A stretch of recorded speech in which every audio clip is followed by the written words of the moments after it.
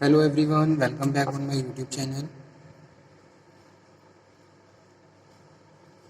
ई commerce में आज के लेक्चर्स में हम डिस्कस करेंगे ethical issues in electronic commerce और ई कॉमर्स। ठीक है, so the whole topic is named as ethical, social and political issues in the electronic commerce. ठीक है, so today we are going to start only the ethical issues in the electronic commerce. So, the vastness of internet advertising offers a solid platform for electronic commerce to explore. E-commerce has the ability to provide secure shopping transactions coupled with the instant verification and validation of credit card transactions. E-commerce is not about the technology itself, it is about doing business leveraging the technology. Okay.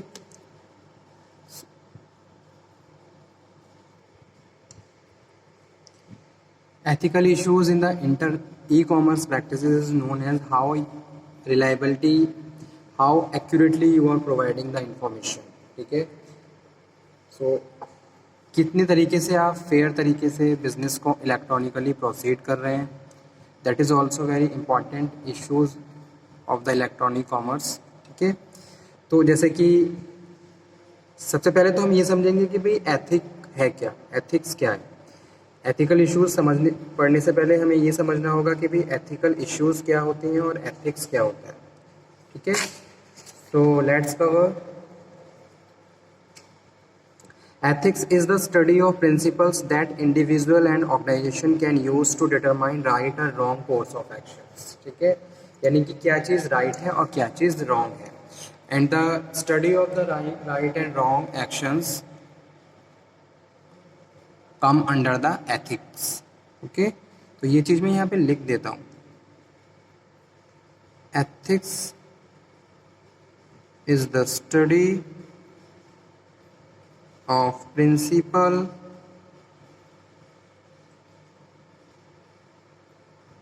That individual and organizations, whenever you are doing practices individually and whenever you are doing practices in the groups, या फिर you are running any organizations, you are doing the business electronically, so you have to know also what is the right and what is the wrong about your organization or your business.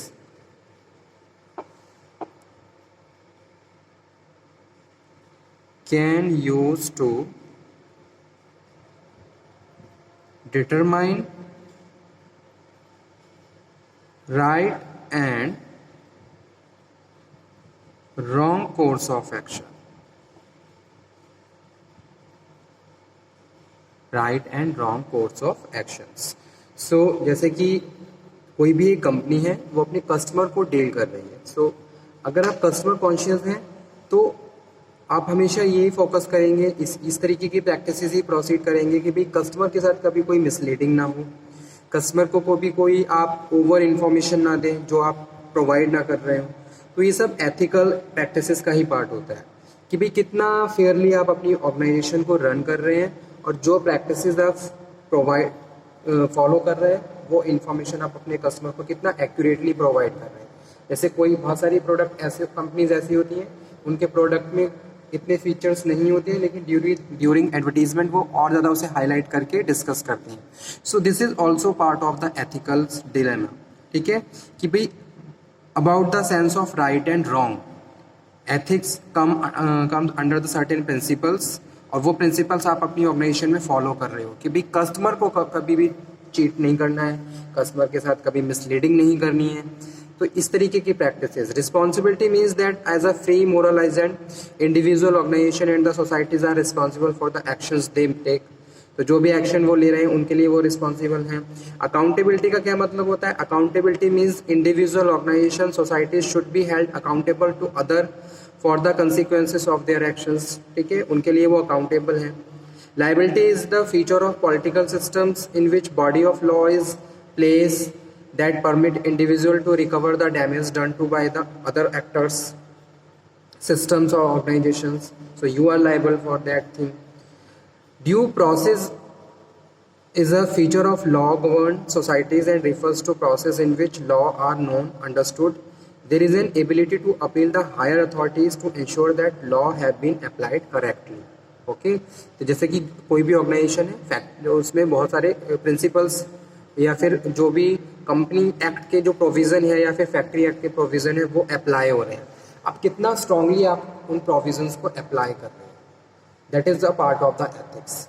जैसे कि company act 2013 के according अगर कोई भी company run हो रही है तो वो सारे प्रोविजंस उस कंपनी में फॉलो हो रहे होंगे. ठीक है, इसी तरीके से कोई फैक्ट्री है, किसी फैक्ट्री को रन करना है, उस फैक्ट्री को रन करने के लिए we have to follow the provision according to the factory act 1948 and every provisions we must be apply in the factory so we can perform the function accurately. ठीक है, now question is this, how much you are following the provisions. ठीक है, accurately कितने provisions आप accurately follow कर रहे हो, that is a part of the ethical issues. Okay,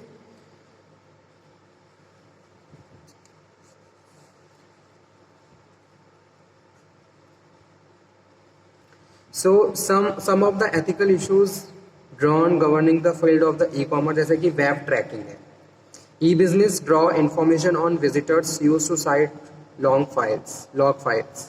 ठीक है, अब वेब ट्रैकिंग क्या है, ये भी एक एथिकल इश्यूज है. या फिर जैसे हम प्राइवेसी की बात करते हैं कि भाई you are saying if you are doing the business, if you will be the customers of our company, then कितना आपका डेटा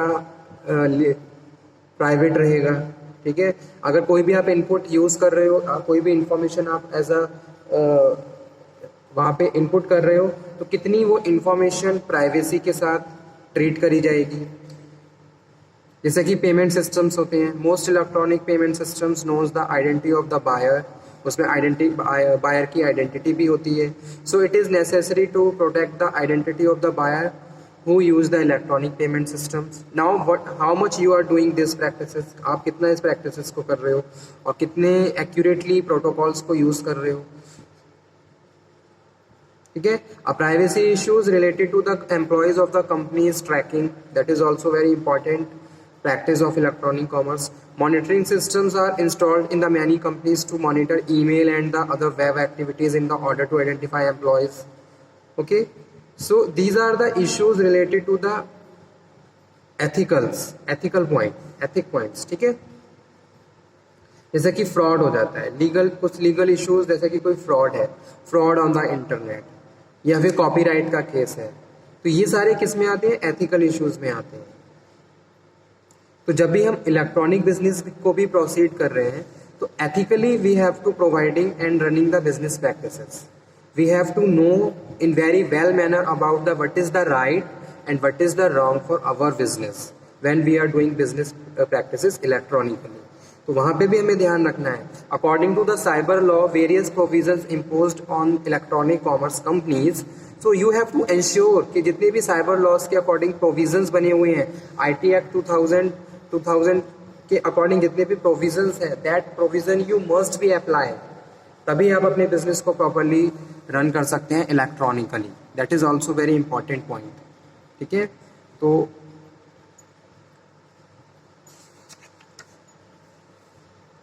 जैसे कि सम एथिकल इश्यूज हैं.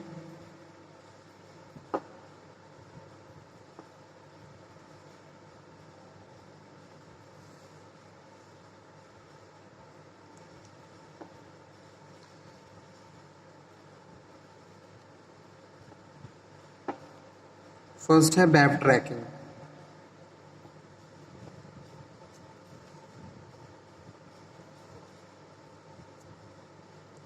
ठीक है, so companies track individual movement through the tracking software and the cookies analysis.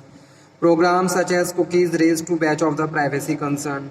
Tracking history is stored on the PC hard disk. Anytime you revisit a website, the computer knows it's.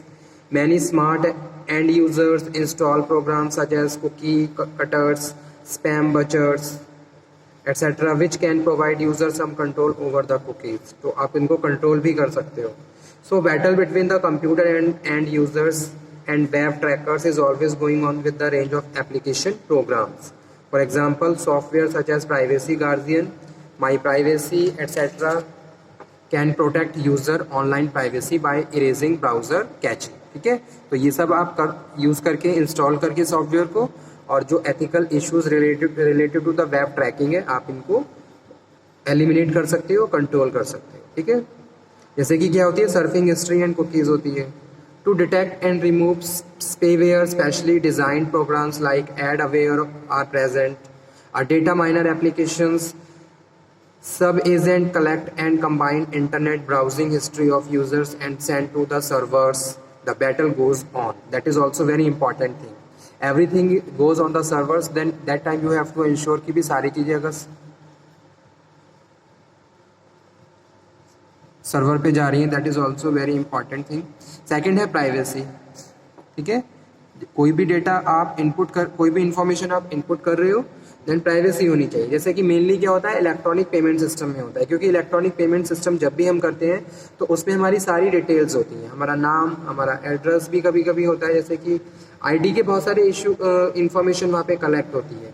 तो most important thing है customer के लिए, whenever they using their debit और credit card and doing the electronic payment system, company must ensure कि भी जो customer है उनका डेटा लीक ना हो। ठीक है, डेटा प्रोटेक्ट रहे, and they have to install such softwares also and the IT protocols using by the company so that they can perform very effectively and providing the fair and good practices to their customers, because it is very important thing कि भी customer को आप attract करना चाहते हो तो आपको fair practices provide करवानी होंगी ताकि कस्टमर आपसे हमेशा सेटिस्फाई रहे।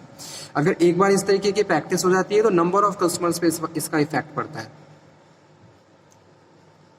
ओके, तो इसी तरीके से क्या होते हैं, लीगल इश्यूज होते हैं। लीगल इश्यूज,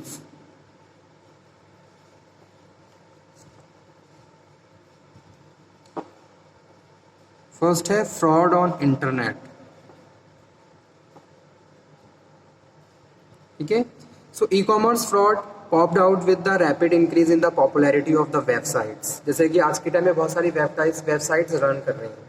अब जब आप किसी भी वेबसाइट को विजिट करते हो तो वहाँ पे आपकी इंफॉर्मेशन ऑटोमेटिकली वहाँ पे इनपुट हो जाती है जैसे आपने क्लिक करा। सो it is a hot issues for both the cyber and the click and the motor merchants. The small investors are lured by the promise of the false profit by the stock promoters. Auctions are also conducted to fraud by both seller और buyer. ठीक है, तो दोनों के लिए हो सकता है। So the availability of emails and the pop-up ads has paved the way of financial criminals to have access to many people. जैसे कि आपने देखा होगा वेबसाइट को आप विजिट कर रहे हैं तो बहुत सारे पॉपअप्स आ रहे हैं, बहुत सारी एडवर्टीजमेंट्स आ रही हैं। Okay, that is also very important point for the considerations. Okay, next है copyright. The copyright law protect intellectual property in a various form and cannot be used freely. It is very difficult to protect intellectual property in e-commerce. If you buy software, you have to right to use it and not to right to distribute. ठीक है, the distribution right are with the copyright holder. Also, copying content from the websites also violates copyright law. Okay, so these are important things for the present session. Thank you very much. Next lecture में इसको ही हम आगे continue करेंगे, तब तक आप इसको पढ़ते रहिए। Stay healthy, motivated. Thank you.